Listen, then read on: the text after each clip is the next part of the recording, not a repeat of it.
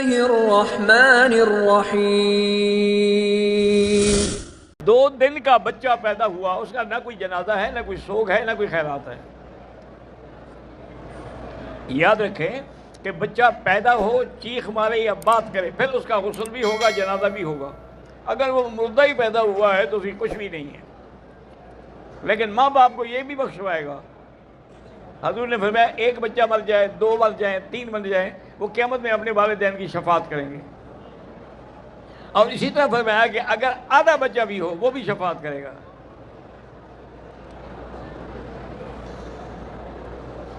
ہمارے ہاں حاملہ عورتیں جو ہیں وہ کسی گھر میں فوت ہو جائے کوئی رشتہ دار، وہ نہیں چاہتی کہ جی اس گھر میں جانے سے ہمارا کہیں حمل نہ گر جائے۔ تمہارے حمل کا اس کی موت سے کیا تعلق ہے؟ بس ایک جاہلانہ عقیدے ہیں وہ بنا رکھے ہیں لوگوں نے، اب جتنی مرضی آئے تقریریں کرتے رہو، انہوں نے کرنا وہی ہے جو دماغ میں بیٹھا ہوا ہے۔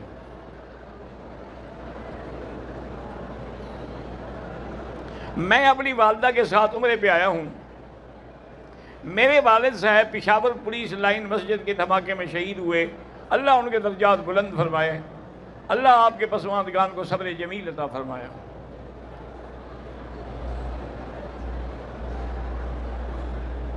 عورت اپنے مرے ہوئے خاوند کا چہرہ دیکھ سکتی ہے؟ ہاں دیکھ سکتی ہے، لیکن افضل یہی ہے کہ نہ دیکھا جائے، کیونکہ عورت سے صبر نہیں ہوتا۔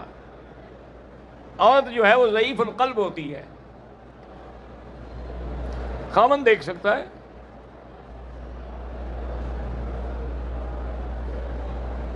ہم جموم کے قریب رہتے ہیں، مدینہ منورہ جائیں واپس ہم وہیں آتے ہیں، احرام نہیں باندھتے چونکہ آگے ڈیوٹی ہوتی ہے، ٹھیک، کوئی ضروری نہیں، کیونکہ جب آپ حدود حرم میں آ ہی نہیں رہے تو احرام ضروری نہیں۔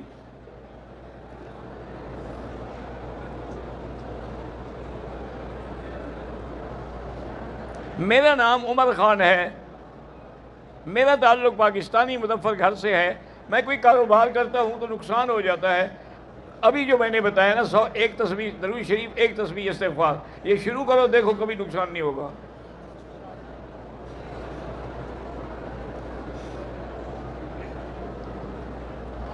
میرا نام ملک ہاشم ہے، شیعہ آباد سے ہوں، میری شادی کو 17 سال ہو گئے، ایک بچہ پیدا ہوا تھا، فوت ہو گیا، اس کے بعد کوئی اولاد نہیں، اللہ آپ کو صاحب اولاد کرے۔ میرا نام ملک ناظم ہے، میرا بیٹا حفظ کر رہا ہے، اللہ اس کو حافظ بنائے۔ میرا نام خواجہ عثمان ہے، میں حافظ قرآن ہوں، لیکن میں قرآن بھول گیا۔ یاد کرنے کے بعد قرآن بھول جانا گناہ کبیرہ ہے، توبہ بھی کرو اور دوبارہ یاد کرتے رہو، چاہے یاد نہ ہو تم لگے رہو۔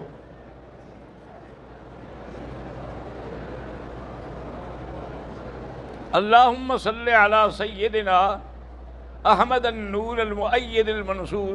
بہرحال یہ دعا قرآن حدیث میں تو ہے نہیں، ویسے الفاظ ٹھیک ہیں۔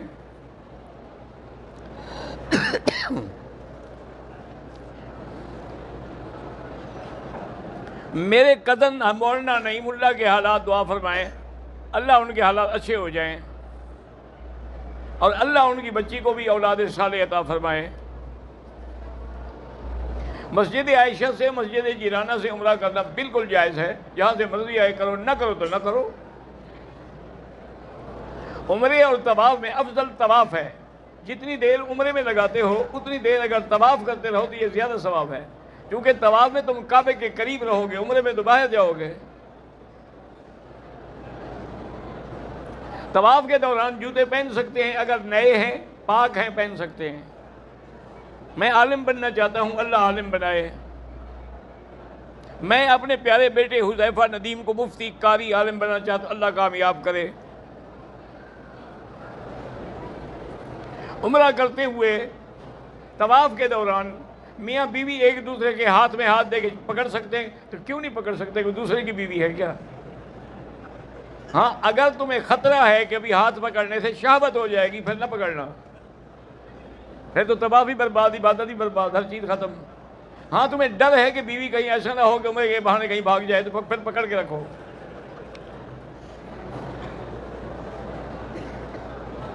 صفا مروہ کے سعی کے دوران استسلام کرنا کوئی ضروری نہیں۔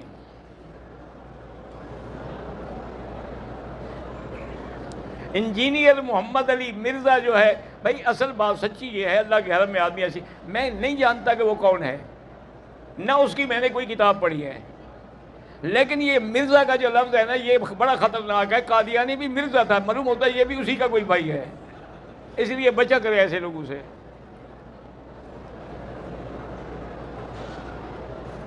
اگر ہم آن لائن کرنسی بھیجتے ہیں وہ کوئی بات مسئلہ نہیں ہے۔ 2 رکعت واجب الطواف جو ہے وہ پڑھنا ضروری ہے، کیونکہ حضور پاک نے کبھی کوئی ایسا طواف نہیں فرمایا جس کے بعد 2 رکعت نہ پڑھی ہوں، اسی لیے ہم اس کو واجب کہتے ہیں۔ جو آپ نے کبھی چھوڑا ہو وہ سنت ہے۔ اگر طواف اور صفا کے چکروں میں ایک چکر 2 چکر بھول گئے کوئی بات نہیں، بھائی جوتا پاک ہو تو پہن سکتے ہیں۔ کہتے جی کہ ہم نے مدینہ منورہ سے احرام باندھا اور سفر کے دوران میں شوہر اپنی بیوی کی گود میں سر رکھ کر سو گیا، کوئی حرج نہیں، کوئی دم نہیں ہوگا، اس بیچارے کو موقع یہی ملا ہوگا نا، آگے پیچھے تو وہ سونے نہیں دیتی ہوگی، انہوں نے کہا آج بس میں بیٹھے ہیں، موقع ہے، فائدہ اٹھا لو۔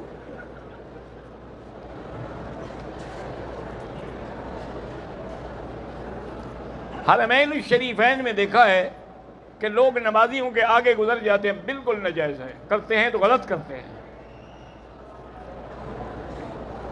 مسجد نبوی میں لوگ اگر امام سے آگے صفے بناتے ہیں تو ان کی نماز نہیں ہوتی، اسی طرح اگر آگے عورتوں کی صف ہے اور پیچھے مرد کھڑے ان کی بھی نماز نہیں ہوگی۔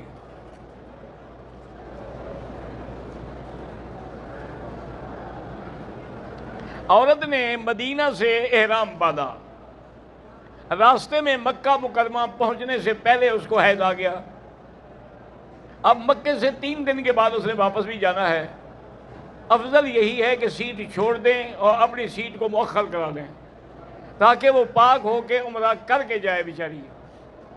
اگر ایسے جائیں گے تو دم بھی بڑھ جائے گی اور اس کے عمرہ بھی اس کے سر پہ رہے گا، پھر پاکستان سے کون قضا کرنے کے لیے آئے گا؟ اگر وہ نہ کریں زیادہ سے زیادہ ٹکٹ اور لینی پڑے گی نا۔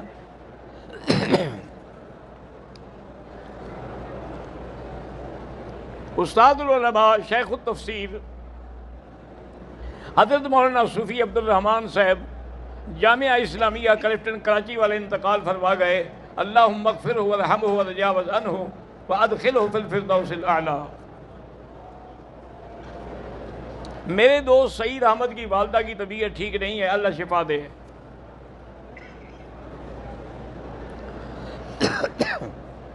حضرت حماد اللہ حلیجوی رحمۃ اللہ علیہ کے پوتے حضرت عبد الصمد حلیجوی کا وصال ہو گیا ہے، کچھ عرصہ پہلے ان کے لیے دعاؤں کی درخواست ہے، اللہ ان کی مغفرت فرمائے، اللہم اغفرہ وارحمہ وتجاوز عنہ وادخلہ فی الفردوس الاعلی۔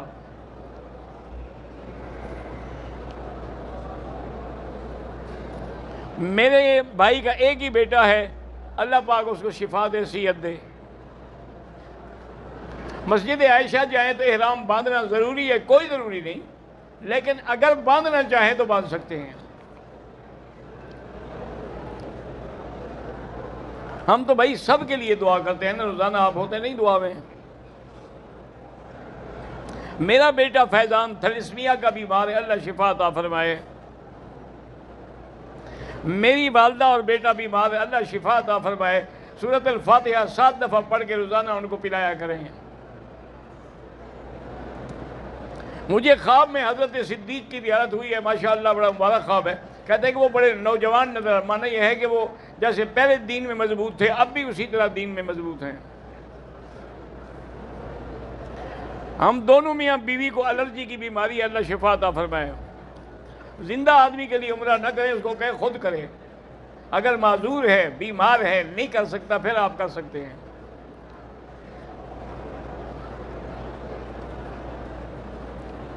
یہ جو مشہور قصہ ہے کہ حضور صلی اللہ علیہ وسلم جب تشریف لاتے تھے حرم کی طرف تو ایک بڑھیا عورت تھی جو کوڑا کرکٹ حضور پہ ڈالتا ہے، یہ صحیح قصہ ہے۔ تو ایک دفعہ وہ کوڑا کرکٹ نہیں ڈالا گیا تھا، نے پوچھا بھی کوئی پتہ ہے وہ کیا ہوا؟ انہوں نے کہا یوں بیمار ہے، کہا چلو یہ عادت کرتے ہیں، یہی تو شان رحمت ہے نا، کہ وہ پتھر مارتے ہیں، وہ دعائیں دیتے ہیں۔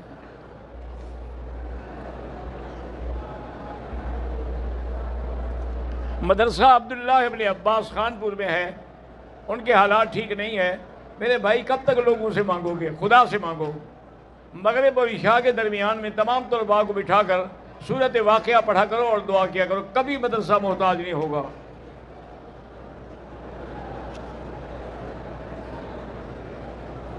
صبح صادق سے طلوع آفتاب تک، عصر کی نماز سے مغرب تک نہ نفل پڑھ سکتے ہیں نہ قضا پڑھ سکتے ہیں۔ مدرسہ عربیہ جواہر العلوم فخر پور، اللہ تمام مدارس کو کامیاب کرے۔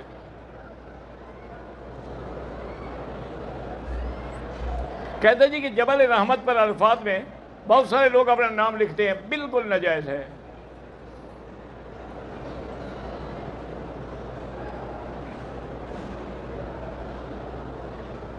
ایک آدمی کہتا ہے کہ میں نے اپنے والدین کی طرف سے عمرہ کیا، اکٹھے 2 طواف کر لیے، پھر اکٹھے 2 مرتبہ صفا دوڑے، 14 چکر لگائے، پھر سر، یہ کوئی نیا طریقہ ہے؟ ایسے تو نہیں ہوتا۔ ایک عمرہ کر لو پھر دوسرے کے لیے عمرہ کرو۔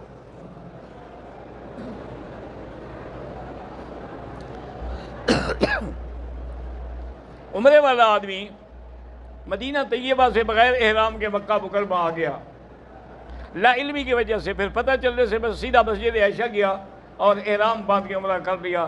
بہرحال اگر پیسے ہوں نا تو ایک دم دے دو، نہ ہوں تو صلی اللہ معاف کرے۔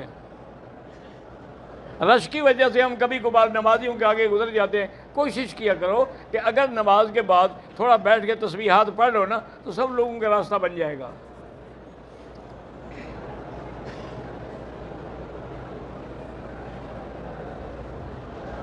میں نے ٹوپی پہن رکھی تھی، 1 گھنٹے کے بعد بہرحال کوئی دم نہیں ہوا۔ میں نے شیمپو سے سر دھو لیا تو دم پڑ گئی۔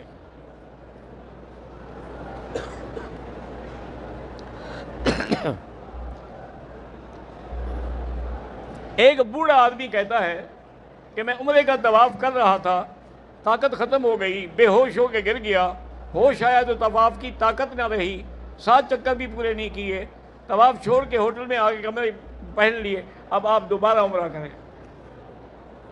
دم کا معنی ہوتا ہے کہ جانور، یعنی بکری ہے، بکرا ہے، دمبا ہے۔ محمد اقبال بیمار ہے، اللہ شفا عطا فرمائے۔ جن کی اولاد نہیں، اللہ سب کو صاحب اولاد بنائے۔ سجدے کی حالت میں پاؤں اگر تھوڑے سی دیر کے لیے بھی اٹھ جائیں تو نماز فاسد ہو جاتی ہے۔ مغرب کی نماز میں تیسری رکعت میں ملے تو دوسری رکعت میں قاعدہ تشہد کرنا ہوگا، ہاں کرنا ہوگا۔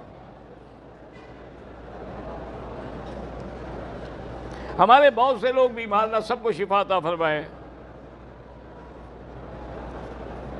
تعویذ نہ پہنا کریں، وہی پڑھ کے دم کر لیا کریں۔ مدینہ منورہ میں اگر روضے پر نظر پڑے تو دعا مانگ سکتے ہیں، دعا اللہ سے مانگیں۔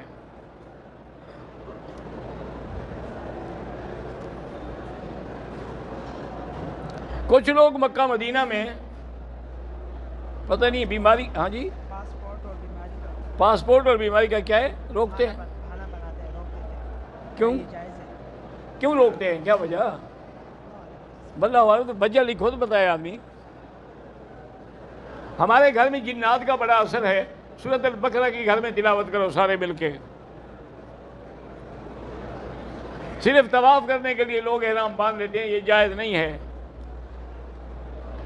ہم طائف گئے تھے، احرام باندھا، لبیک بھول گئے، راستے میں یاد آیا تو پھر لبیک پڑھتے رہے، ٹھیک ہو گیا۔ یہاں پر جو فجر کے سے پہلے اذان ہوتی ہے وہ تہجد کے وقت کے لیے ہے، یہ حضور کے زمانے میں بھی ہوئی ہے۔ ہم جو زمزم لے جاتے ہیں پاکستان میں، اس میں اور پانی مکس کریں بالکل نہ کریں، خالص دیں، جس کو دیں تھوڑا دیں۔ میں آصف زدہ ہوں، میری پوری فیملی آصف زدہ ہے، ساری فیملی گھر میں بیٹھ کے سورۃ البقرہ کی تلاوت کرو، انشاءاللہ سب جن شن بھاگ جائیں گے۔ میرے ابو جان محمد اکرم فوت ہو گئے، اللہ مغفرت فرمائے۔ میری شادی کو 10 سال ہو گئے، اولاد نہیں، اللہ صاحب اولاد کرے۔ ہمارے رشتہ داروں میں ایک بچہ ہے جس کی ٹانگیں کام نہیں کرتی، اللہ شفا عطا فرمائے۔ لڑکا پیدا ہونے کے لیے سورۃ یوسف پڑھ کے دعا مانگا کریں۔ عصر کے بعد طواف کی 2 رکعت نہ پڑھیں، مغرب کے بعد پڑھیں۔